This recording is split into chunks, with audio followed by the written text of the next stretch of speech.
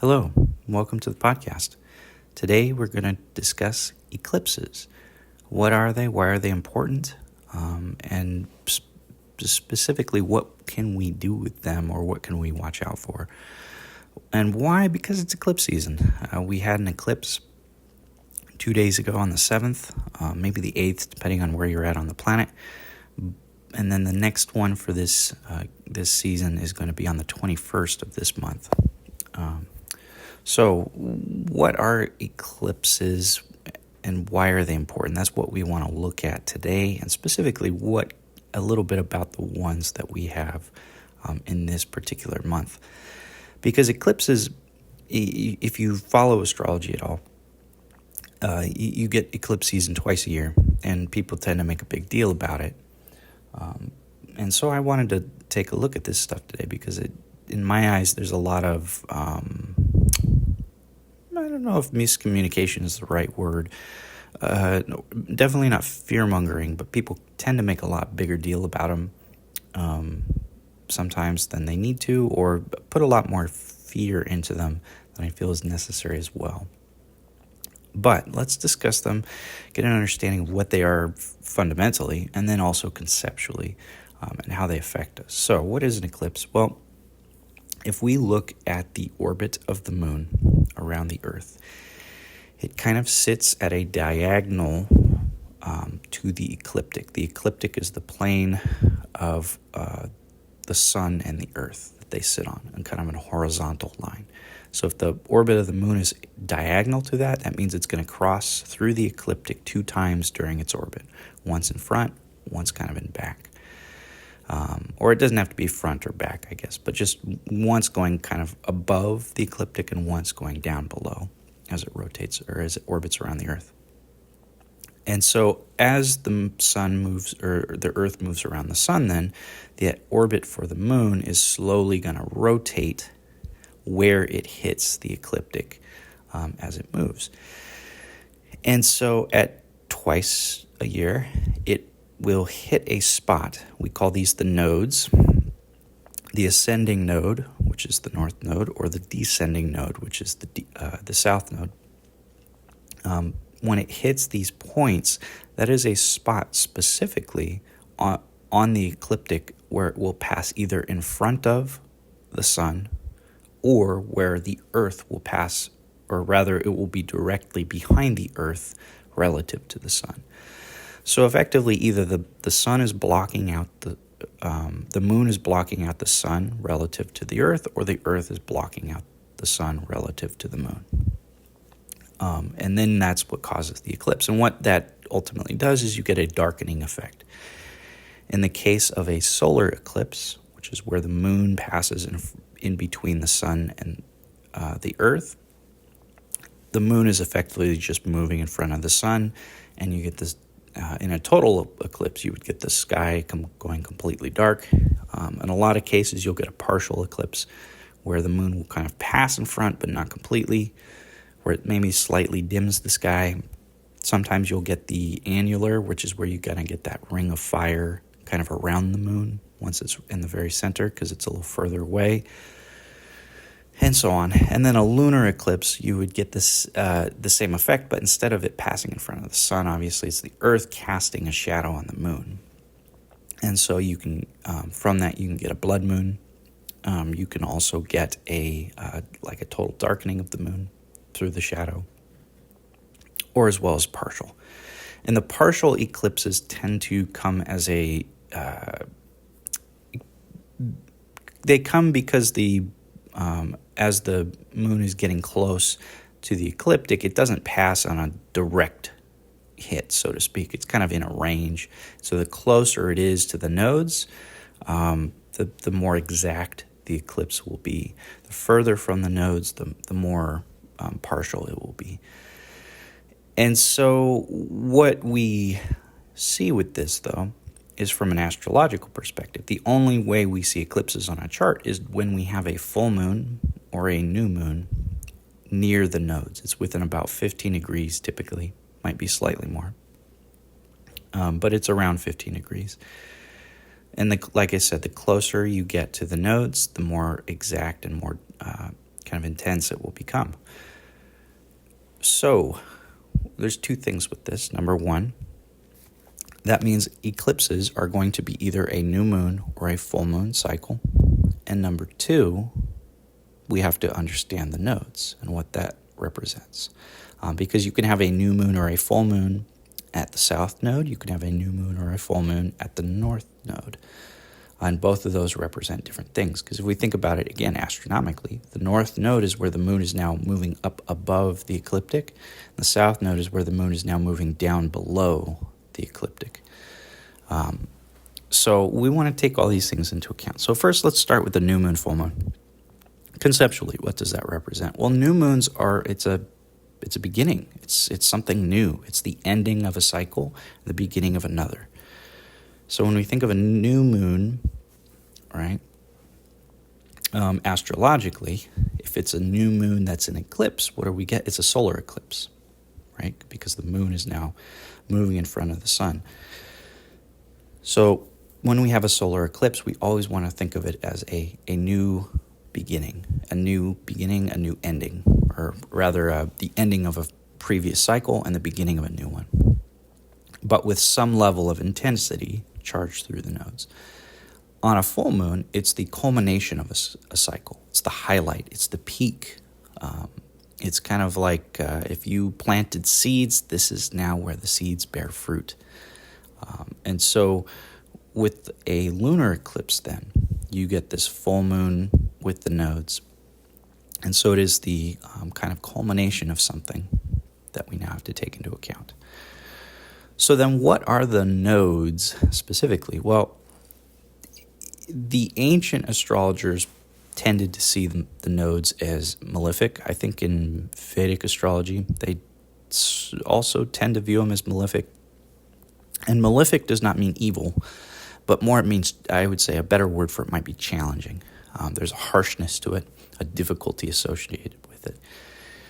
And so with the nodes, as far as my studies are concerned, the south node was always meant as a kind of a lessening force. It was about releasing, letting go.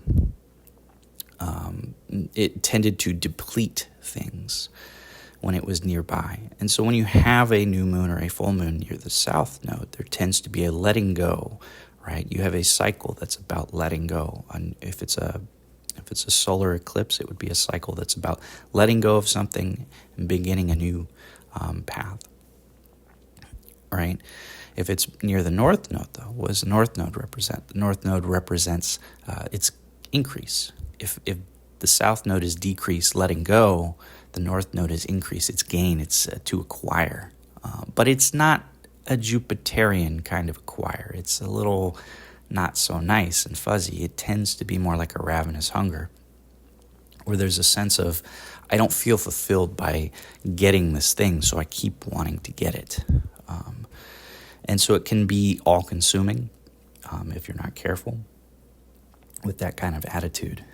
And so when we have eclipses then, or a new moon or a full moon, let's say a new moon near the north node, we get the ending of a cycle and the beginning of a new cycle, where the emphasis now is on to constantly expand. I want to acquire new things. I do not want to let go of old things. It's less about the ending and more about the beginning. So that would be on just a very basic level how we would think about the eclipses. Now, what else can we say about them? Well, again, the reason eclipses were in the past kind of seen as chaotic or malevolent periods of time is because if we think about what they were doing, especially to people who did not have a super in-depth understanding of astronomy, well, what do? We see the light, one of the two lights, right? The sun or the moon, clouding out the other, blocking out the other. And that was a fairly terrifying thing. You know, it seems unnatural that the moon should block out the sun, and that suddenly during the day you would have night for a moment. And so that was part of why it was seen as somewhat malefic, seen as a period not to be involved with or messed with. As part of a lot of the early astrology, much of it was dealing with mundane astrology, that is the study of kind of world events, effectively. And so they noticed a lot of times you would have large events during eclipses. Why? Well, it has to do with this idea of combining a new moon or full moon cycle with the nodes being somewhat malefic and somewhat challenging type of energy, if you will, combining with this kind of normal cycle. And so the eclipses then tend to operate as a moment of change, a period of change. They are, when we have eclipse season, you typically see a lot of large changes as opposed to small changes. If we think about, again, going back to new moon, full moon.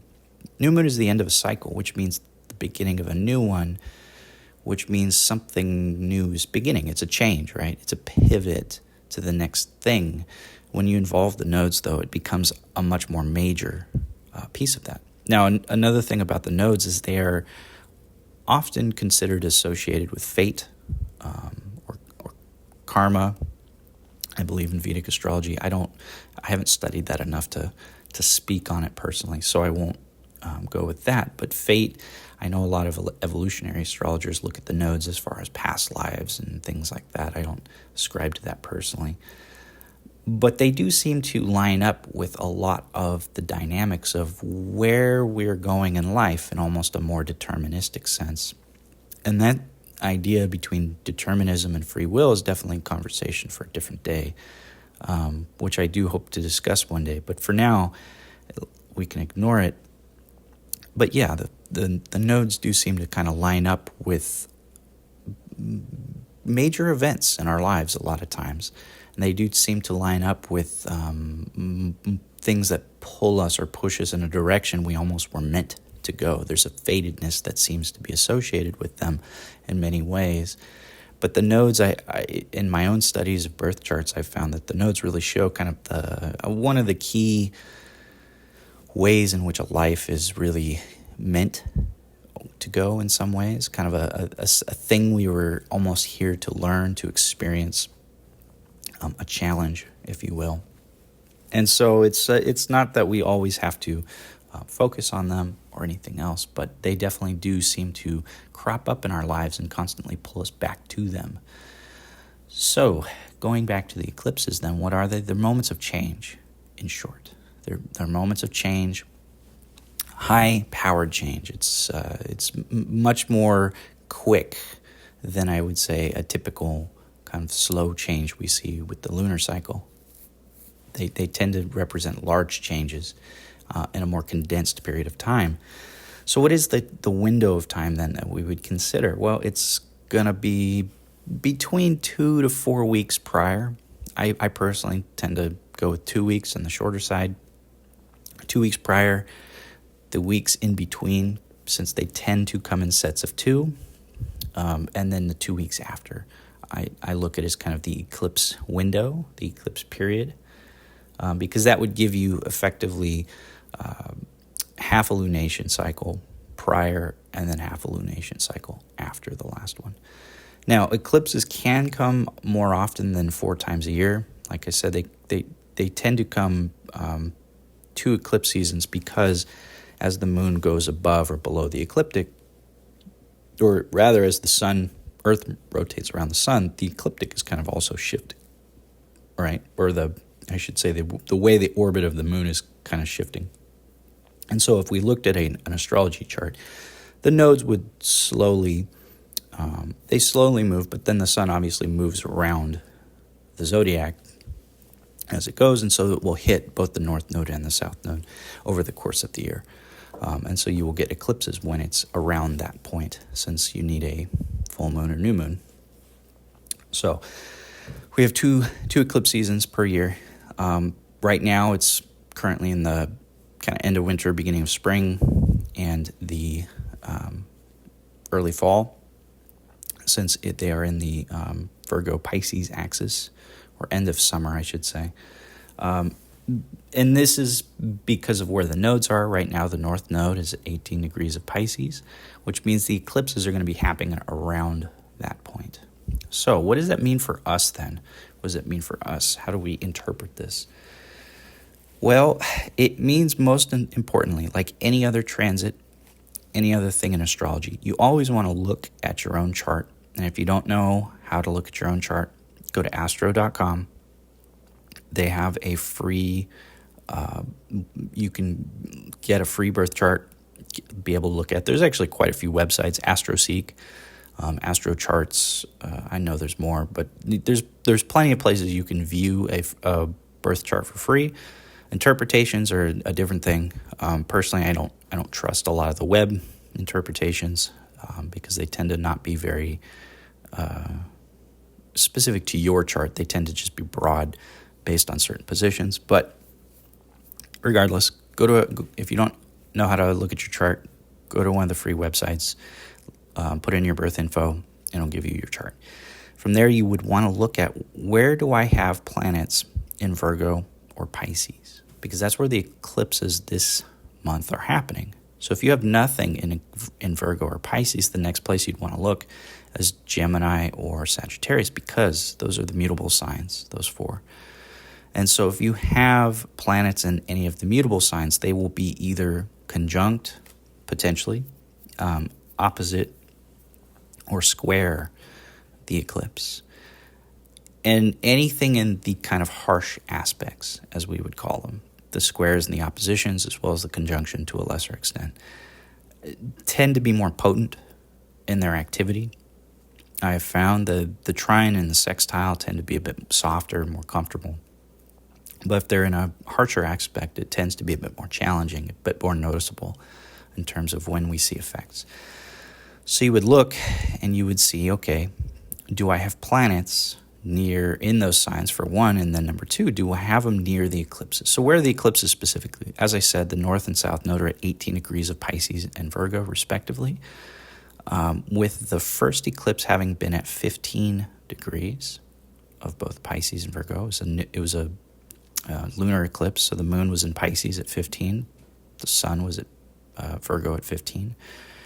And then the second eclipse, the one coming up on the 21st, is a solar eclipse, so it's a new moon, and it's at 29 degrees of Virgo. So if you have any planets at 29 degrees of Virgo or Pisces, or in the Gemini or Sagittarius, that will be a bit more important eclipse for you than the previous one. But if you don't have any planets near these points, or in the angles like I mentioned, the eclipse may come and go and you may not notice much, because that's how astrology works. If your chart is not being affected, you're probably not going to see much going on, or it will be very minor, maybe just a kind of a general thing. So as far as the one coming up at the end of the month, on the 21st, it's a solar eclipse, as I mentioned. It is opposite Saturn, so there's a tension with it, an uncomfortability with it, and it's at the south node. So it's about releasing something, letting go of something, some new change in regards to letting go, where there's a sense of struggle that must be maintained through it. Now, one other thing with the eclipses is they tend to come in about an 18-year cycle, where you see the same eclipse at a different location on the Earth, about 18 years apart. And this is called the Saros cycle. You can look it up. I'm not going to explain it here because it's fairly complex and honestly probably better situated for a visual medium than a podcast. But just know that it's a cycle of eclipses, and every 18 years you have about the same eclipse. So if you look back 18 years ago and were to look up the eclipses from 18 years ago, you'd be able to see similar themes to this eclipse. Maybe not the same, right? Because different planets are involved, like I mentioned. Today the 21st, we're going to have Saturn opposite the eclipse with Neptune at 0 degrees Aries, so it'll be very, very close out of sign conjunction to Saturn. And so that may not have happened 18 years ago. It may have been a different dynamic, but you would have had resonant themes because, again, it's on the same axis and it's at the south node like 18 years ago. There's a book that I've read. I find it pretty good. It's not as advanced as I had initially thought, but it's as a kind of beginning opening book for predictive astrology. I think it's excellent. Called The Eagle and the Lark by Bernadette Brady. I actually wanted to read an excerpt from this book because in the indexes she has a description of a lot of the different eclipse series. Because what we can do is whenever you have a series of something, a cycle like particularly with the moon, because the new moon, full moon cycle, lunation cycle tends to have a rhythm to it where we can see similar events, similar themes play out over the course of a cycle. And it's like that for any planet, really. If we were to, say, look at the Jupiter-Saturn cycle, right? Starting with the conjunction of Jupiter-Saturn, then the square, the opposition, back to the square, or even at the sextile, the trine, etc. We will notice that the themes of the conjunction will begin to play out over the course of the different angles, right? That's how a lot of the cycles in astrology work. And so what we can see then with eclipses is since we see the same eclipse every 18 years, we can get a sense of what was that theme of the eclipse overall. What's it going to be like as it goes? And as I said, if it doesn't touch your chart, then it doesn't touch your chart, and you're not going to have to worry too much about it. But other times, it will, and then you want to take notice of it. So I wanted to read an excerpt from this book because she goes through and kind of gets a sense of what each of the initial beginning eclipses for each cycle look like. So for this one, this would encompass both the one we just had 2 days ago as well as the upcoming one on the 21st, the solar eclipse. So, quote, "This Saros series appears to be concerned with the bringing to the surface of long-term worries about loved ones, health, or issues to do with paperwork or communication. This could manifest as worrying piece of news about a loved one or responsibilities with paperwork coming home to roost. Any news will have the sense of destiny or fatedness about it." End quote. And so what she says then, obviously, is, hey, look out for news about a loved one or dealing with paperwork, responsibilities, things like that now coming at a time where you may need to worry about it or it might kind of be the comeuppance of certain things. If you've been ignoring it, for example, it may finally come back to bite you. So that's kind of the general sense of what she put. For yourself, think of that, see if it makes sense. As with anything in astrology, we always want to test things and make sure they actually fit. Because if something sounds right but doesn't work, it's not worth using. That's my approach anyway. But I do find it interesting, and it's something I'll be keeping in mind for this eclipse, looking out for it. I think for myself, that actually seems to ring true already. So we shall see. Now, one other thing is, as I mentioned, eclipses are about change, right? It's a new moon. It's a beginning or it's an ending, or it's a full moon. It's a culmination of something. In either case, it's now a transition, a change to a new phase, right? The full moon, the change is, hey, we've completed this thing and now we have to wind it down, right? We've reached the peak and now we have to kind of, set the transition back to the beginning. Whereas at the new moon, it's obviously a very very obvious ending and beginning. But eclipses are about change, as I mentioned. And part of the reason people tend to fear eclipses or get nervous about eclipse season is because of this idea of change. Change is hard. Change is difficult. Change, though, is how we grow. If we do not change, if we don't ever seek new paths, we just stay the course, we just stagnate, that's what happens. We stagnate. We simply kind of get into a malaise. When there's stagnation, there is no growth. When there's no growth, obviously, things will die off. I'm personally a believer that eclipses can be very powerful. You can use them as periods where if you've got your eyes set on something, and again, you want to look at your chart for this, see where you have Pisces and Virgo in the chart, what house it's going to be in, or what planets you have near it, or what planets would be kind of in aspect to it. And I would say use between 5 and I personally go for 3-degree orbs in terms of how close they are to a transit. But you'd want to look at that and then use the eclipse as a time to really focus on, hey, if I have changes, let's say the Virgo-Pisces axis is my 1st and 7th house, right?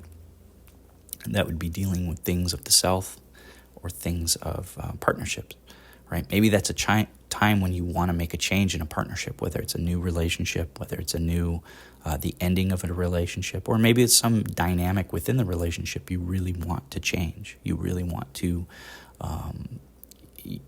take in a different direction, right? Maybe you want to take the relationship to the next level, right? You want to get engaged or get married or whatever it is. So eclipses can be very good for those things. In my opinion, you can use those as periods, and they tend to come and go and mark those things whether we pay attention to them or not, I have noticed. But I'm a big believer in if you can look at astrology and actually use it as opposed to letting it kind of happen, it can be a bit more advantageous. So again, to sum up, what are eclipses about? They're about change. They're about changing. And they're kind of, again, this intense moments of change, dealing with the new moon or full moon cycle at the nodes. So I think that's it for the moment. I think we'll end this here today because I've been talking for quite a bit. This is probably the longest episode at this point. So I think after today, we'll pick back up with the elements as I was discussing in a prior episode. So thanks for listening.